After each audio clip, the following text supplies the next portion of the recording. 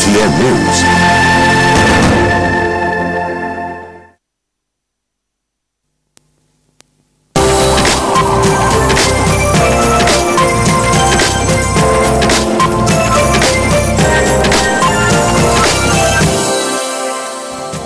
Morning Express it is. It's now 5 minutes after 7 and it's time for us to look at the way it is. I'll go straight to introducing the panel that we have here this morning. To my extreme left, we have the Member of Parliament for Kiharo, that is Irungo Kangata. Good morning and thank you for joining us.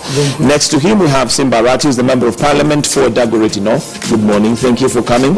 Last but not least, we have Ambrose Weda, who is a lawyer. Thank you for joining us this morning. We also have Michelle Ngele on standby, who's going to be sampling some of your comments. Keep them coming. Remember, you can participate in this conversation. We'll be opening up the phone lines as we carry on with the conversation, but you can also do that via Twitter. The Twitter handle is at KTN News. You can also tweet me or Michelle directly, and that's at Michelle Ngele or at Michael G. Gitonga.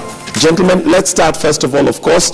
It was very sad, of course, to receive the news of Boy Juma's death, and quite sudden. And maybe before I give you an opportunity to pay your tributes and to have your comments on that, let's just have some of what he had to say. Of course, he's one who's going to be remembered for many reasons, including his oratory and oratory skills and his command of the Swahili language. Alipofika juu nyani yuatizama, ankatika damu ya tona tu. Simba mfungua mdomo wa iramba ile damu ya mdomo wa nyani. Asema tamu.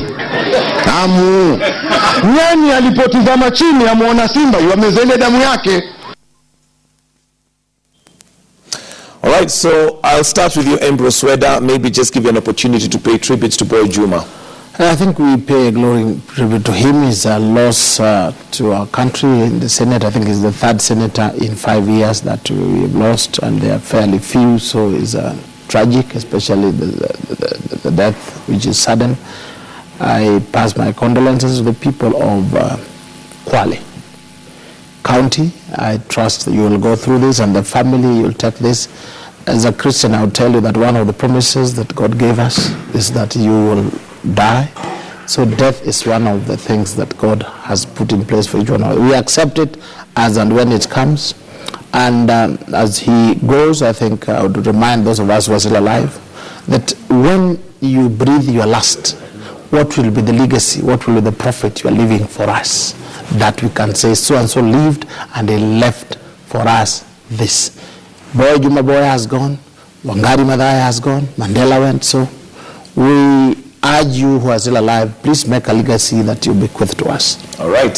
Simba Arati, your comments maybe or tributes. We send our condolences to the people of Kware as well, to the family, especially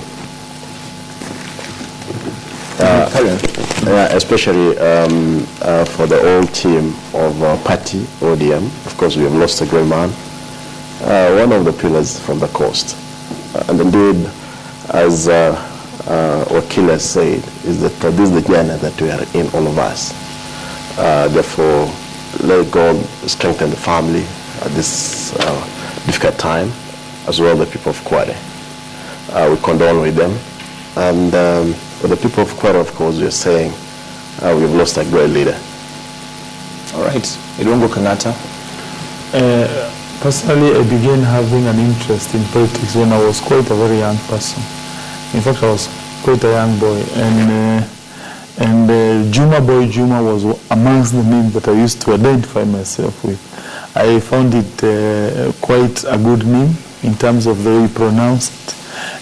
In fact, we do have a person who has been with us in our garage called Juma, and I used to call him Boy Juma.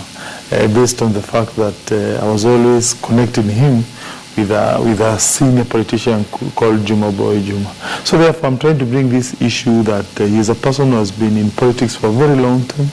That is a very good thing. It's something that is quite exceptional, because it's usually very hard for politicians to be in circulation for more than 5 years, by the way. So when you have a person who has been in circulation in politics for about 20 years, and then he transits into senatorhood, To me, that shows in an exceptional person.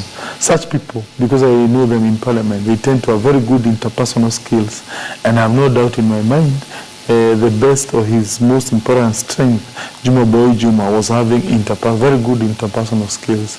And therefore, I send this on behalf of the people of Kiharu and the people who have always known Boy Juma since they are very little children. We send our condolences to the family. We have lost a great leader. All right, thank you. Now we move on to other matters, and of course, today being the 13th, we know that tomorrow is the last day for the mass voter registration exercise. We have had several people from some quarters saying that it needs to be extended. Maybe Kenyans need to be given more time. Evidently, IEBC they are well below target. They had targeted about 6 million Kenyans who have IDs and are not registered. So far, we're looking at about a maximum of 2.2 that have been registered, well below. I'll get your comments as to whether you feel that maybe an extension is necessary, starting with Simbarati. But let's first of all hear what some of our leaders have had to say during this voter registration exercise, which our politicians seem to have taken very seriously on their campaign trail. Mkubali mjiandikishe kwa wingi na muweze kuwa na viongozi ambao watatetea haki zenu. Watu wa Nairobi, kama unapenda Jubilee, kama unapenda Uhuru Kenyatta, mapenzi yako ni bure kama huna kura. Ama namna gani jameni? Simami inakuja. Inakuja. Hii timu tutaunda haiwezi kushindwa. Mimi ningependa kuambia Ruto na Uhuru wajitayarishe. Wakati wao kwenda nyumbani sasa. Nimesema na nataka kurudia mbele yenu. Ubinafsi unaweza kutuharibu. Hivyo wale ambao ni wafuasi wetu, nimesema na nitarudia, ndugu yetu Raila akipata, Weta atakuwa amepata. Kalonzo akipata, Weta atakuwa amepata. Musalia akipata, Weta atakuwa amepata. Na Weta akipata, Weta atafurahi zaidi. Hivi vyama vyote vimeingia NASA, ndio sasa tupeleke Jubilee nyumbani. Jubilee itaenda na itazidi kuangalia ikiwa hamtachukua kura na hamtapiga hiyo kura. Na safari hii namwambia ndugu yangu Raila akae kando, anifuate hapa, tupeleke Jubilee nyumbani. Kuna naye wangapi anakubaliana na mimi kwa hiyo? All right, so back to the panel. Simbarati, do you feel that possibly more time is required for voters to register, or are the voters sending a message to politicians that we really are not interested? We need more time, though, we have also no time for preparing for the general election. But then what I saw yesterday, especially in my constituency, given it was the last weekend, there are so many people. LBC did a lot of work up to late, actually up to around 7:30, as long as there was light for them to take the photos. What happens is that there is a tendency in the country where people, the last minute, people expect to accomplish everything at the last minute. Of course, what you have seen is that there are so many people who want to register, but another thing, there is the issues of IDs. Up to yesterday, there were a number of IDs which were held in the registrar person's office. In my constituency, I know for a fact that there were IDs which were held at the DC's office, whereas information we are getting, they were giving them out as, to different regions. No, but if the IDs are ready, really, it's upon the people to come and collect. And again, but if we look at the figures that IEBC was targeting, it's 6 million people whose IDs have already been issued but have not been collected or have not registered. I will tell you, in my constituency, there is a problem. And this problem is from the administration itself. If you go there, you'll go with your waiting card, you'll get that we were demanding for the list which had come from the registrar of persons head office. These guys are not giving out. But when you go back to the registered persons, we have given back those IDs which have already been registered. Therefore, there is a problem. So many people are coming up. The president the other day, he was saying that people can go ahead. Get the IDs in 3 days. 3 days, which is not the case. It has not happened in Nairobi. Therefore, we are saying is that there is the new people who have the waiting cards is a big problem. They walk into the registration center, they are turned away. It's a cry all over. But we're saying that it's necessary, if indeed they were serious for these people who have not registered, for them to register. So for you think time would be something that can add value to the number of voters that we have registered so far? But also, you see, it would mean that they will wait also for the last 2 days for them to rush into the polling stations. Which is something that I think as courage we ought to discourage. Yeah, that's happening. But then let us see what is the turnout by tomorrow, how people are going to behave today. Of course, yesterday I know it was a beehive of everything around the country. We expected for the 2 days, people will do a good job. All right. Irungu Kangata, Member of Parliament for Kiharu, how is your region doing in terms of voter registration? In comparative terms, we are doing good, but in respect to the target that was set by IBC, we are not doing good. So therefore, I would urge the people of Kiharu and Murang'a in general to take this opportunity to register themselves as voters. However, I have to put the nation's attention to the law. If I'm not wrong, to the best of my knowledge, the law provides that registration of voters will continue up and until about, is it 90 days to the elections? And therefore, I would imagine IBC, when it says that it's going to close this exercise, it is closing what we call mass registration, but not individualized registration. So therefore, if at all that is the position, which probably I would ask IBC to clarify. In any event, it is the position anchored in the law. I would urge those Kenyans who are unable to register by 14th of February 2017 to still go to various IBC offices and register themselves as voters. All right. Whether do you think that an extension possibly would be something that would help have more people register? No, when on this same bench, remember I said that they'll register between 3 and 4 million. Those millions they're talking about are neither here nor there. And you can see we are going there. The only basis upon which you'd extend the registration deadline is if there were lines and lines of people and some people have been left off. But if you want to extend because you think somebody is still cooking chips in his house and he may come if you extend the day, that is not good for planning a serious election like this.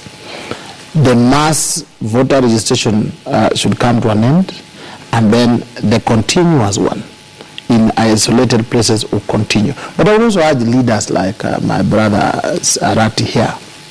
This thing of looking for an excuse to blame people, blame administration. The president goes there, finds that there's a problem with ID cards. He orders that we get it 3 days. Instead of Mheshimiwa going to get the IDs, you are saying some regions are getting, some other regions. The president says we can use the waiting card to register. Instead of adding the voice to that, to force the IBC to accept, you people are just quiet and blaming the president. So part of the low numbers has been the team that keeps on telling their supporters, oh, they will be rigged. They have already rigged these elections. They have taken. In fact, Jubilee have rigged. So when you see it, I was in the village on Saturday, and some people were asking Mr. Weda, is it true that your Jubilee team have already rigged? And you tell them, what do you expect then? If your leaders tell you what you confess, you receive. So some people are already disillusioned. So change your language and tell people, come out if you love Raila, register. If you love Guru, register. Then we meet at the ballot. But giving up and already saying, oh, we have already lost this because Jubilee has done this, has also contributed negatively to the negative numbers that we see. Simbarati, your comments on the fact that IEBC has been attacked left, right and center. Initially we started with the Isaac Hassan-led team who are literally hounded out of office. Now we have a new team, but there still seems to be a lot of mistrust, and maybe that could be the reason why voters feel there is no point. What Wakili is saying, I want to just reiterate and say that we can't stop saying that Jubilee is planning to rig elections. Do you have evidence that they're yes, there has been evidence. What evidence is there? There have been evidence. You see even the BVR machine which was stolen in alleged. In Garissa it was found in Slee when Raila came up and said, yes, we know it's Jubilee. Which picked that machine, and it has come really to be proved that these are the agents of Jubilee who got the machine and they were doing the businesses here. But then, that one aside... But that has not been proved. I think it's good to have things clear. Has it been proved that it's Jubilee agents that were doing Of course, who else owns the apparatus of the system? But that does not mean it cannot be stolen. A thief is a thief. No, they were saying it's Al-Shabaab, and we were dismissing this business of Al-Shabaab. Al-Shabaab, they have no business with the PFR kit. They are not going to register people in Somalia because they are based in Somalia. Therefore, what we are saying is that the allegation that we have been having actually against IBC, of course the IBC, we want to give the current IBC easy time. We give them benefit of doubt for them to carry out an exercise which every Kenyan will expect. Of course, another thing, we're not busy talking about that Jubilee is stealing, but then we are prepared that if they steal, they look for another place to stay, not in Kenya. That's our position. But if they're going to steal, it's like a threat. No, there is no threat. But if they steal, what else do we expect? These are people who don't love the country. Shouldn't we then be concentrating in putting systems in place that ensure that that does not happen, rather than beating on the head the same system that we expect to deliver credible results? Because if we keep saying this about this particular IEBC, who have been put there constitutionally, then we are, negatively affecting how we expect that every person will respect the law. Me, Arati, Raila, Uhuru, Ruto, every person has to respect the existing offices, especially the constitutional office which have been formed. But when you get that the same, actually there is one thing, is the culture, our culture as Kenyans, with bad manners, that people have been given a mandate, including as our members of parliament. We are not ready to put a system in place to make sure institutions operate. And that's been a big problem with every person. But then we have a responsibility. I can tell you, like today and tomorrow, I know there is a good team of the gated registration in terms of regulation. They are doing at Windsor to see the exercise it's smooth and running. Okay. Yeah, go on. I think there is one thing which is very sad, and that one is the warmongering coming from court. I have now heard it from MP Arati. On Saturday, I was at a funeral in my village, attended by Honorable Raila Odinga. He spoke very well, but there were two MPs he called. In the middle of his speech, he called them, and their speech was specifically warmongering. How there's going to be rigging and how they're going to fight people. Now you have repeated it here that some people will go away. If you have sensed defeat, as is obviously coming, because the numbers already show that there will be defeat for court, why are you threatening people? Please stop it. If you lose, you lose. If you win, you win. Don't stop this warmongering you called people. That is the part I want you to get very clear. Yes, Simbarati, before I come to Irungu Kangata. You see, there is nothing like we're talking of war. And another thing is that we want to put it clear. If people are intending to steal election, because this is not the first time they're stealing this election. They stole it last time. Of course, we kept and we said, the country is big than Raila. This time we're saying, that if you steal, there is no business of saying that the country is bigger than an individual. You meet the consequences of stealing the elections. We must be able to make sure that elections is a part of our culture, that we practice with manners, even for the young generation which is coming up. Okay. Irungu Kangata, part of having a credible democratic process is trust with the system. Evidently, there's a lot of mistrust from different quarters of the system. Is Jubilee doing anything to assure the country that they are willing and the political goodwill is there for there to be credible elections? Yes, indeed. And I think there is no better way of showing trust apart from noting the fact that Jubilee has conceded to the key demands that were being made by our counterparts in the opposition. There was an agitation for the removal of IBC commissioners, and there were demonstrations all over. And it appears that the government finally acceded to those demands. The former IBC commissioners were vacated.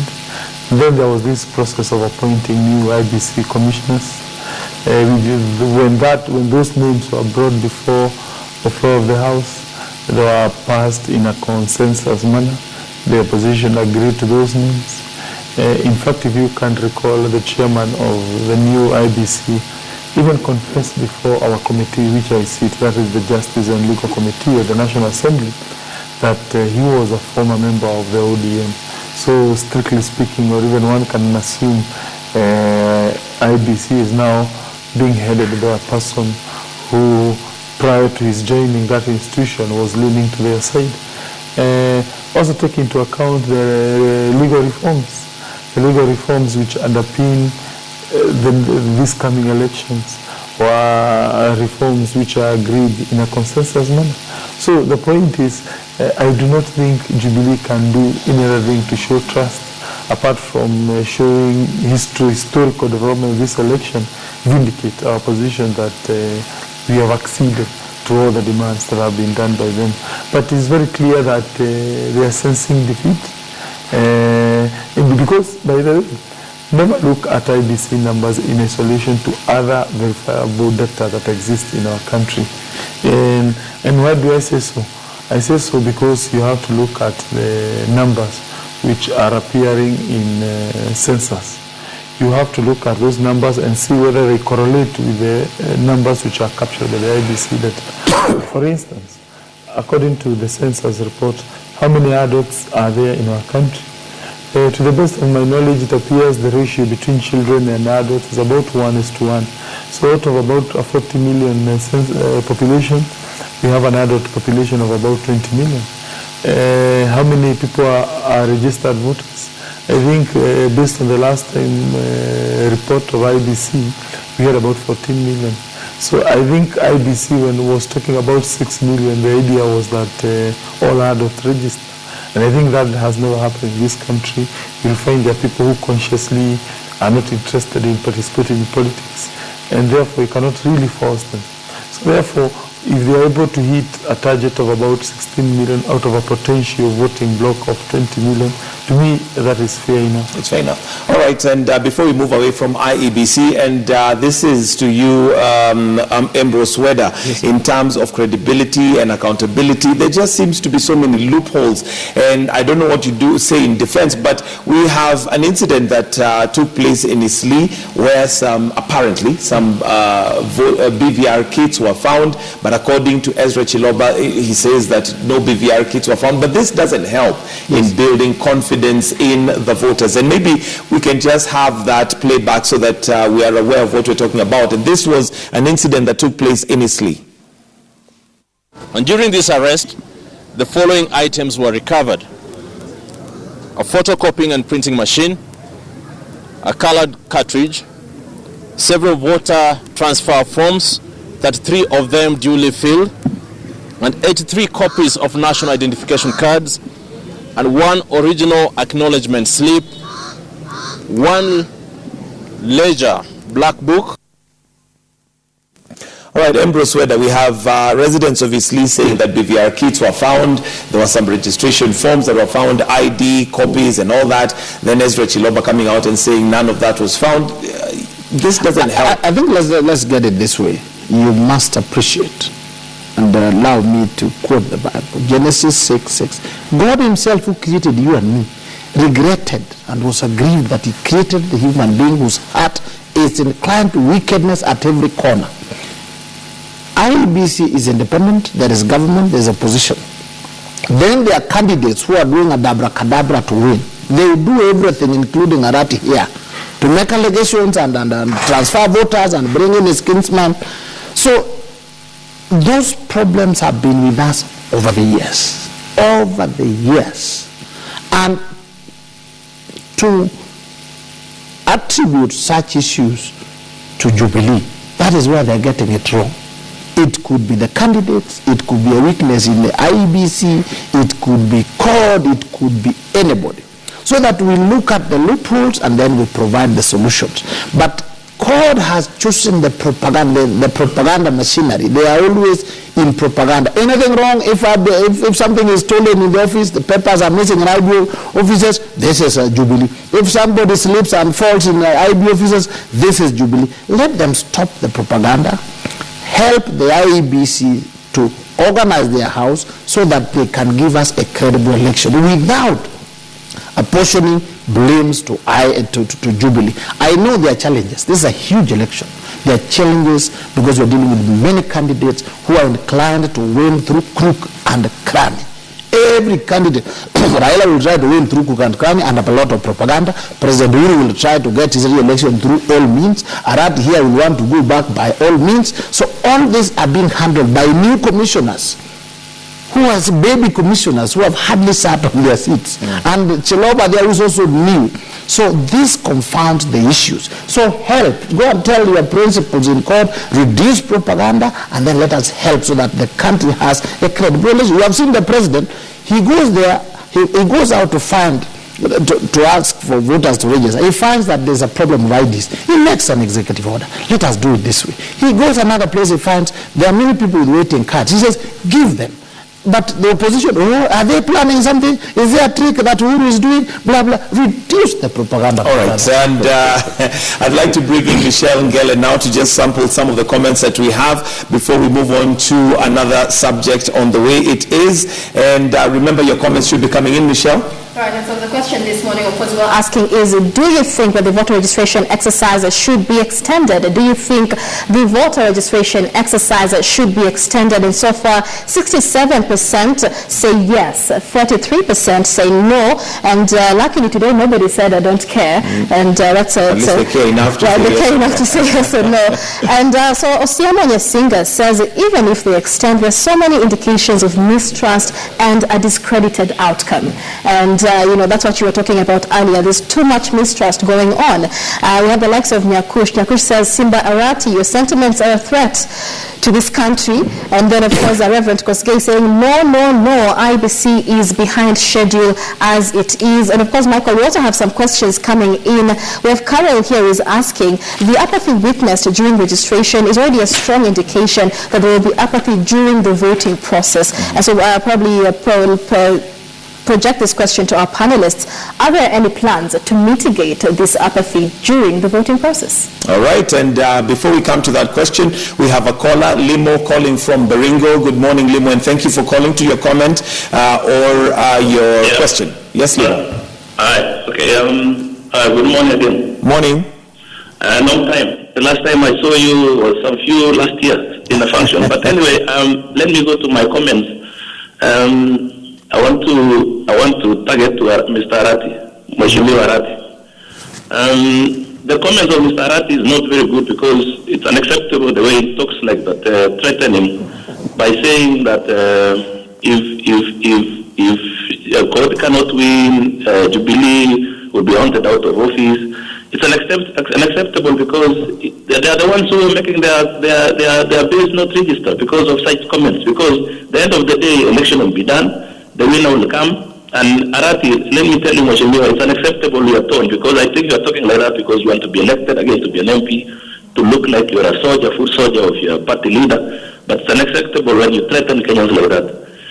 Election will come, election will go. You must remember that there will be a winner and there will be a loser. And I hope even you, when you lose, you cannot hunt your friend out of office. I hope if you lose, by example, in case if you lose, I want to see you go to him out of parliament, because it's unacceptable when you talk like that. Kenya must move forward. We should accept that somebody wins. Even Uhuru has put in record that if he loses, he goes home. He goes home. I mean, Ambrose Weda right now made a comment that when he was in the rural area, people have low apathy because of such sentiments you are saying. All right. You know? Thank you. Thank you very much, Limo. And, a question, of course, directed to you, Simba Arati. Maybe your comments to that. I just want to put it clear that I've not said that when we're going to lose, we're not going to accept. The only thing we're warning if the elections they are going to steal, we have no business entertaining anybody who is a thief. And if it's a threat, it has to be to the... Is there a different way we can have that conversation as opposed to always talking about stealing? Because that it is clear, yes, that if the votes are stolen or there is discrepancy, then of course people should face the full force of the law. Yeah. True. But is there a different way of also having that conversation in that voters go out there, vote your people in, let's ensure that we have a credible election? I can vehemently say that the people that have always come out to vote, and they have voted. Of course, we've seen a number of times election stolen, and we are saying that this one should not repeat. Of course, we are not going to accept. We did not accept last time, and we gave it a go on. But what you're saying is that we are not going to accept any theft, and thinking that somebody will manipulate numbers around and we leave it to go. Okay. Yeah. All right. Michael, on that same note, so just before Arati continues, let's just address that question that was being asked here by Carol, because you say people always come out to vote, but previously people have also always come out to register as voters, and the level of apathy has not been as high as it is. And so the question is, this same apathy is likely to play out during the voting process. People might not come out to vote.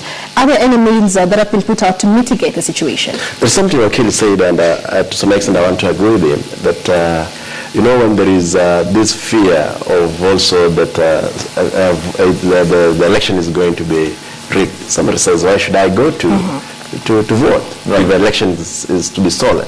And that's what we want actually to get out from our people. Yes.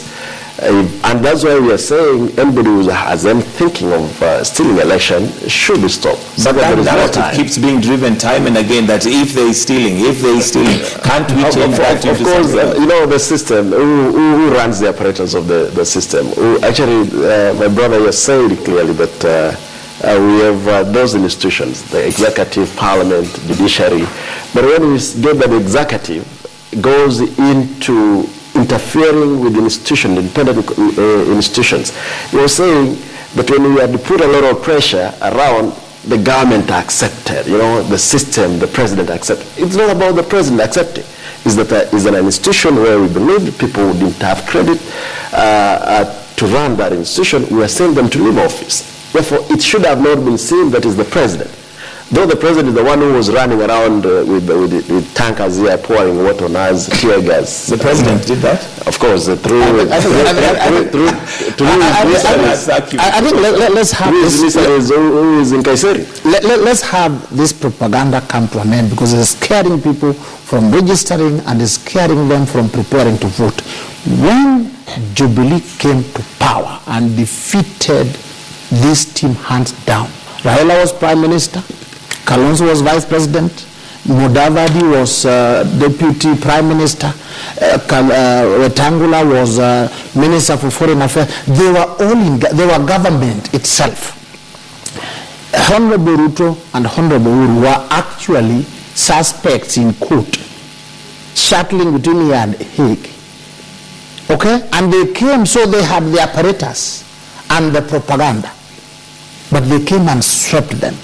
Let me tell you, what you give is what you get. Give and it shall be given to you. You give out propaganda, you get propaganda votes. All right. So please, tell the people to come out, to register, and be ready. Otherwise, concede defeat now so that we don't have to waste money for elections.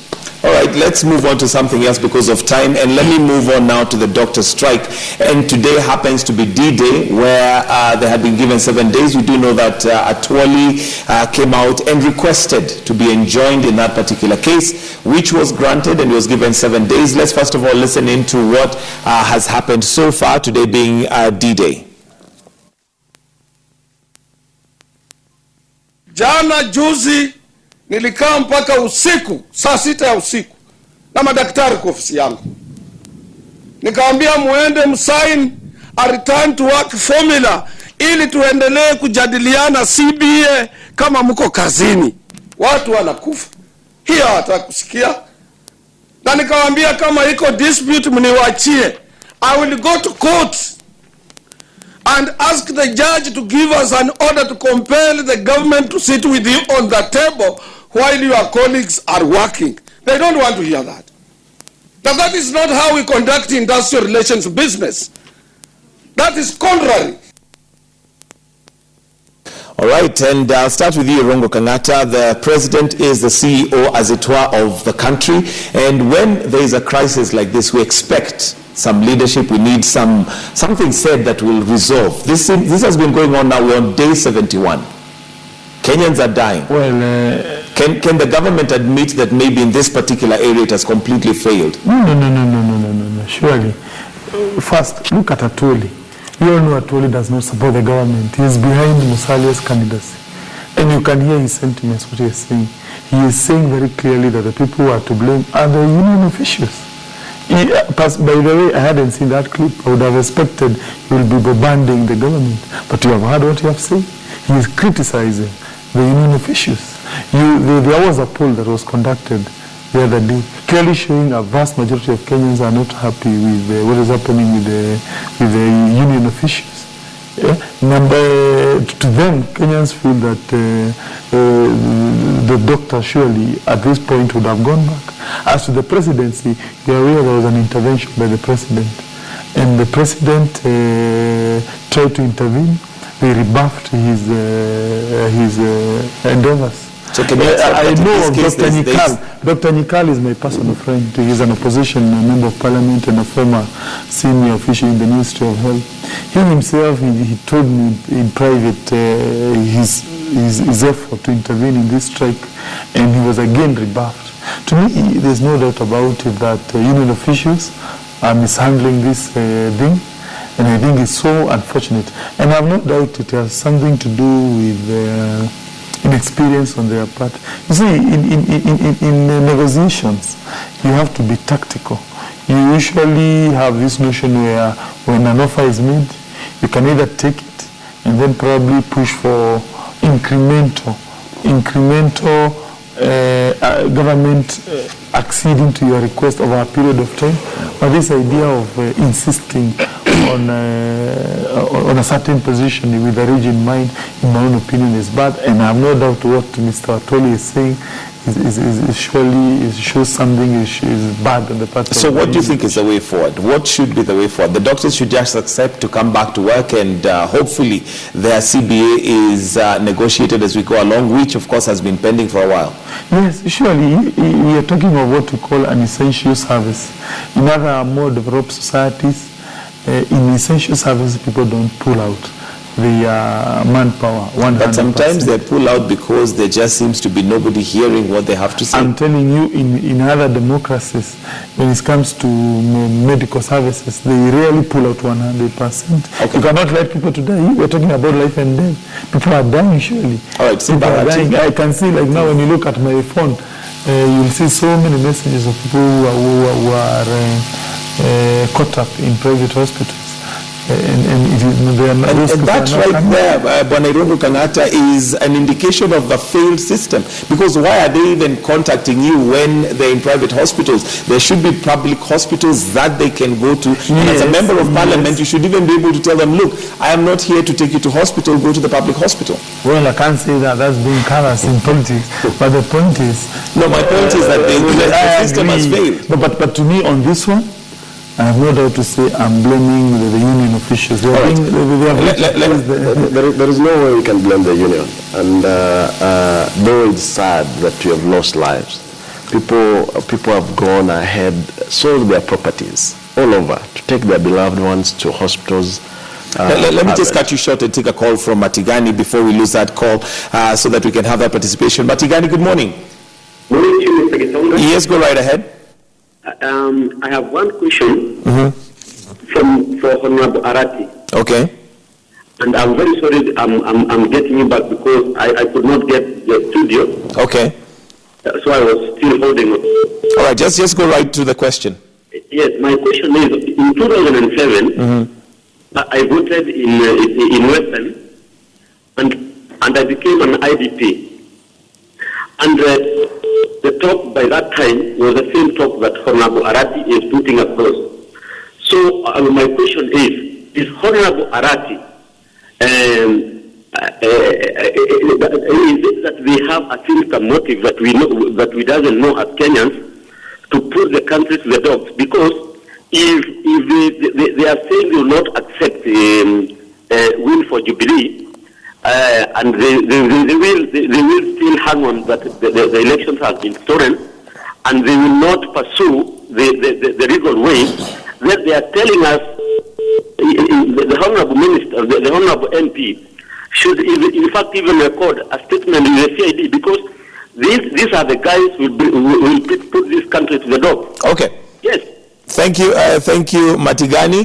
We'll come to that question. I need you first of all to just go back to, I'll come to that question, but regarding now the doctor's strike, you're saying that we cannot blame the union. We can't blame the union. The system, they're down. The government is, the other day we saw the president and deputy, they did the procurement through their system, of course, not the president directly, to buy machines for all hospitals around, the referral hospitals. And they forced those machines to be taken down there. It is a responsibility of the president to have intervened in this case of the doctors. Which he tried to. Yes, which he tried to, but what do you expect if the president, when you are defeated, to really to mitigate properly on a process where people are losing their lives, people they are losing, live about even lives.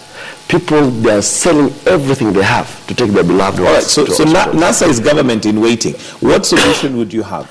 Definitely, these people, they have to sit down with the union officials. Which they have done. And I believe there will be a better, offer from the government of NASA other than the Jubilee one.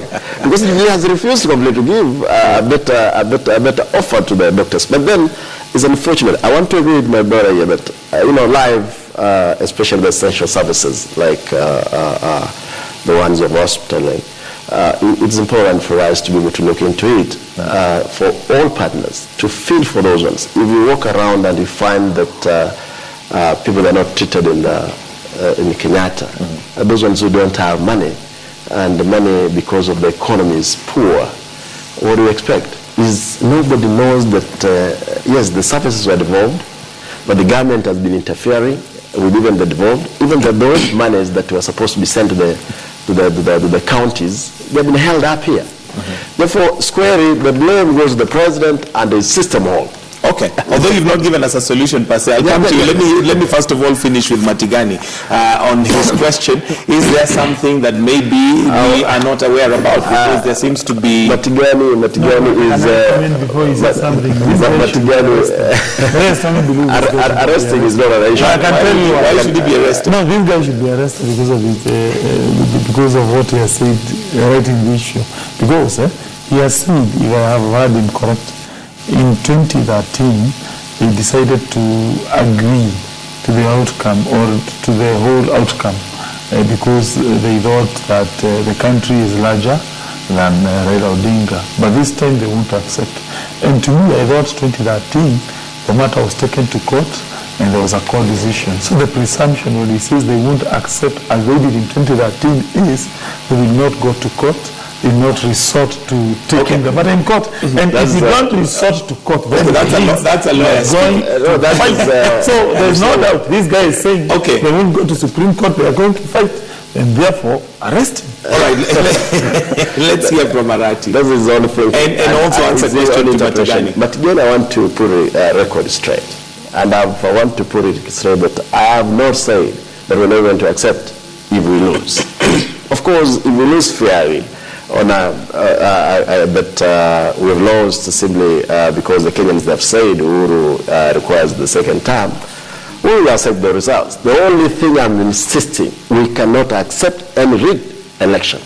Okay, we can't. I think that's pretty clear. Yeah, I think on this strike, there is a Luo gospel song where somebody is saying Jesus Christ should come with a nyawulu. You know nyawulu?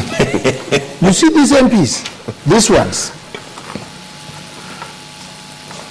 they represent the people who are dying in hospitals because of because of the strike. They have failed to take any action. Call in to do reallocation. Instead, they are busy sparing money for themselves to be paid for work they have not done. Then they come here and say, blame Uhuru, blame the doctors, blame who? You take the blame first for failing your electorate.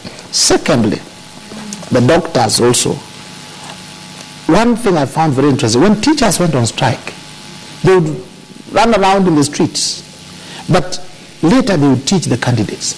When the strike was over, things were not. The doctors abandoned sick people on oxygen. For that, they can't be forgiven. But there is something also that Wally said, that there is a push and pull between the cabinet secretary and the PS. And that seems to be causing a problem. That is where the MPs, whether they are in CORD or Jubilee, should have come in and say, Your Excellency, we want to help you. And then also the president should look into that. If somebody is becoming difficult, let him be dealt with. Then the doctors should also calm down. I saw the young doctors say they are very highly educated, they are very brilliant, and so on and so forth. I don't know whether they are the ones who have introduced brilliance. They should also calm down, negotiate, and listen to the likes of Atwoli who have been in trade union for very long. Finally, for us, where us is Jubilee? No, the country. Oh, the country, okay. When it comes to issues of health, issues of sickness, there is no Jubilee, there is no CORD, there is no Kikuyu, there is no Luo. Sickness can come anytime. Let us handle the issue of doctors a bit soberly. We give them money, but not the too much they are demanding. I would therefore urge my colleagues at the bench, the judge, it would be wrong to lock them in today. It would complicate the issue. Put that locking in as a sword of Damocles on their neck to enable them come to the table to negotiate. But it would be wrong to lock them in. And I say that's not excuse me, I don't know, you're arguing like you're a layman and you're a lawyer. You are aware of a rule. You are aware of a subjudice rule. It is very clear that whenever we have a matter that is in court, the Parliament has no legal power to debate it. In fact, it's provided for in our standing orders. So therefore, to members of Parliament, redoing the budget? No. To allow the ministers to have access money to negotiate? No. That is a proposal. That is a proposal. I want to agree with Wakili. Okay, let me hear. I want to agree to Wakili to some extent, because Parliament indeed is the one which does the issues of budgeting in this country. But then you see what happens is that it's our responsibility as parliamentarians need to do look into and advise properly the executive on how this money must be spent. Money actually, which is it's as we are allocating. To some extent, yes, we are supposed, Wakili was putting it that we are allocating some money for ourselves.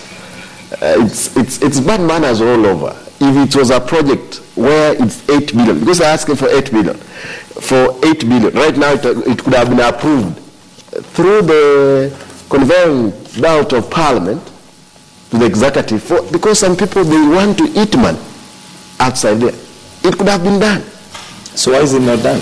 Therefore, this one is simply because money is going to go to the election. So you accept that members of Parliament have indeed failed. You being one of them. Every time parliamentarian. No, you see, let me say this point. When you have situations, people in power, using that power to get something, to me, is very bad. So when you have a situation where members of Parliament use their legal power to push the exchequer for more money, to me, is wrong. Okay. In the same manner, I'm also objecting with doctors using their power to abandon patients, and those patients die, probably to get something. To me, is also morally wrong. All right, we need to wind up briefly, but let me bring in Michelle Ngele, who's been monitoring what you have to say on Twitter. Michelle? Right, and Michael, with regard to this conversation on the crisis in the health sector, I have Gray Mara here saying, so it's the government that is not committed to solving the impasse, but they are more concerned about votes.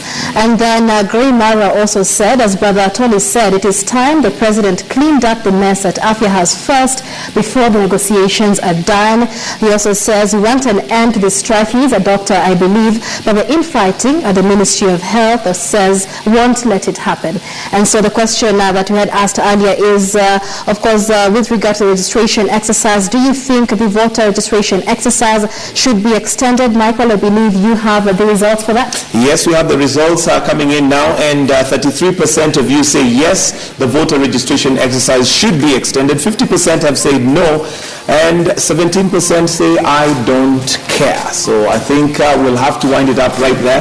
Thank you very much, gentlemen, for joining us this morning. Irungu Kangata, who's Member of Parliament for Kiharu. We also have Simbarati, who's Member of Parliament for Dagoretti North. Thank you. And last but not least, a lawyer, Ambrose Weda. That is the way it is. We'll take a short break and remember that, life and for KTN Home, they move on to Life and Style. But for those of us on KTN News, Michelle, what do we have coming up? We have top stories coming up, and of course later